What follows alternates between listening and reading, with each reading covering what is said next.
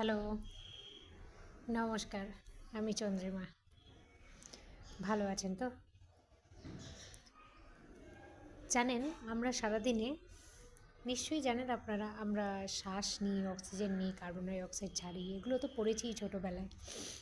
কিন্তু কোনোদিনও ভেবে দেখেছি যে একটা হসপিটালে গেলে ডাক্তার আমাদের থেকে অক্সিজেনের টাকা নেয়। আমাদের যদি অক্সিজেন দেওয়া হয় বা ওষুধ দেওয়া হয় বা জল দেওয়া হয় পর্যন্ত তার জন্য টাকা দিতে হয়। কিন্তু কত সুন্দর আমাদের ভগবান, এই পরমেশ্বর আমাদেরকে জলটাও বিনা পয়সায় দিচ্ছে, অক্সিজেনটা যেটা মিনিটে মিনিটে সেকেন্ডে সেকেন্ডে আমরা নিচ্ছি, শ্বাস নিচ্ছি এই শরীরটাকে চালানোর জন্য, সেই শরীরটাকেও উনি চালাচ্ছে। তার জন্য উনি বিনিময়ে কোনো কিছু চাইছেন না, শুধু এইটুকু চাইছেন যে তার নাম একটু করতে, শুধু এইটুকু চাইছেন তাকে একটু মনে রাখতে।